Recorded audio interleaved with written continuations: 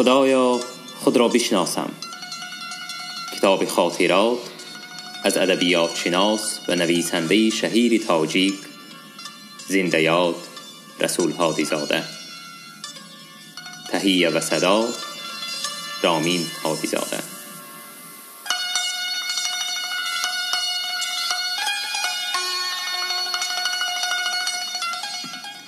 سال مدهشی 1937. سال 1937 چون سال دهشت و بی‌عدالتی های سیاسی و اجتماعی در تاریخ باقی مانده است. ترس و بیم دهشت روزهای آن سال مدهش را من نیز با دل و دیده کودکی با احساس اضطراب و هیجان‌های هول‌انگیز از سر گذرانیدم. سالهای 35-36 مرافعه زیناویف و کامینف و شریکان وی در گزیته ها چاپ می شد.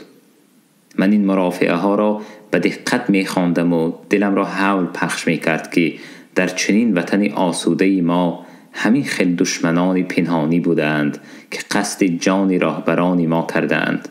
بعد از این هجوم به فیض الله خواجه افسر شد.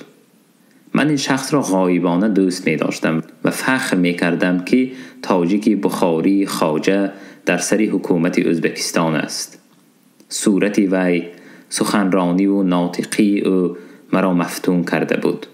از هجوم و عیبدارکنی های سخت جنایی بیم پیدا شد که مبادا او را نیز زندانی کنند.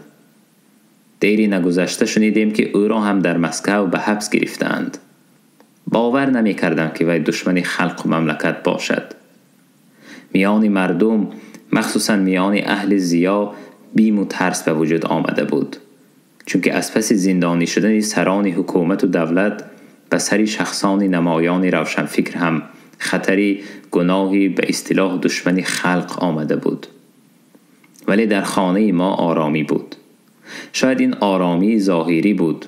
کی می داند که از دل پدرم در سری پدرم چه فکر و خیال ها می گذشت. تیر ماه سال 1937 من 2-3 روز در گذری قاضی کلان در مهمانی خویشاوندانمان بودم. بعد 2 روز صبح به خانه آمدم که روی دهلیز 20-30 کتاب توده خوابیده است. از مادرم پرسیدم که کتاب ها از کجاست؟ این کتاب ها را آتش جمع کردند برای سوختن و به قدق پرتافتن. دیروز تا نیمی شب از شکف کتاب ها را گرفته غون کردند و بعد در تنور سوختند. قسمش را به قدق پرتافتند. 2-3 روز پیش جوره های آتد احمد کمال و محمود اسماعیلی را NKVD حبس کرده است. از خانه اشان کتاب های کهنه را گرفته بردند. آتد این را شنیده ترسیده ماندند. احمد کمال از دوستانی نزدیک پدرم بود و در تکنیکوم های پداگوژی از طبیعیات درس میداد. شخصی بلند قامتی ستاره گرم بود. در چشم پنسنه داشت و در سر همیشه فرشکه اینتلیگنتی روسی می پوشید. محمود اسماعیلی در آموزشگاه به شاگردان کورس های بالا از متماتیک درس میداد. شخصی بالا بلندی تنومندی بود. چشمان سیاه و ابروانی پیوسته داشت. این 2 معلم از روی موقع اجتماعی خود و اولاد و نسب به اهل دین و منصبداران زمانی گذشته تعلق نداشتند و تا امروز نمیفهمم که آیا آنها را به کدام گناه زندانی کرده باشند. بیگاه پدرم از آموزشگاه آمد. پریشان و مضطرب بود. نزدیک خفتن باز به سوختن کتاب ها سر کرد. من به آن کس یاری می دادم. مقابه های سخت و آهری کتاب ها را جدا می کردم. اکثر کتاب ها به زبان ترکی عثمانی و آذری بودند.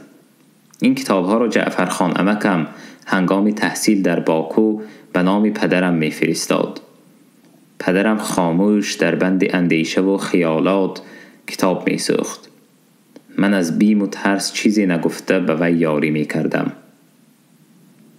روز و ماه‌ها در اضطراب و بیم و خوف می گذشت. پدرم در این مدت خانه نشین بود. نه مهمان دعوت می کرد و نه به مهمانی می رفت. توتن پنهانی از چشم پدرم در کاغذچه‌ها به خط خودش دعاهای بلاگردان را نوشته در کنج دیوارهای راهرو آویزان کرده می ماند. ترس و بیم پدرم سببهای جدی داشت. اول اینکه آن کس مفتی زاده‌ای به همه معلوم بود. دوم اینکه از اول انقلاب در قطار روشنفکران سمرقند در تشکیل مکتب و معارف تاجیک فعالانه اشتراک کرده بود. در ترجمه و نشر کتاب‌های درسی نیز سهمی داشت. اکثری روشنفکران پیشقدم تاجیک و همراه و همصفان پدرم پس هم محبوس می شدند. خطری کلانترین و بیمنگیزترین این بود که پدرم دوستی نزدیک خویش مایان همراه خان بود. نام برده از نزدیکان فیض الله خواجه‌ایف بود. طبیعی است که در چنین وضعیت پرخطر پدرم نوبت خود را می پایید. اما این بلا و وبا به پدرم گزندی نرسانیده گذشته رفت.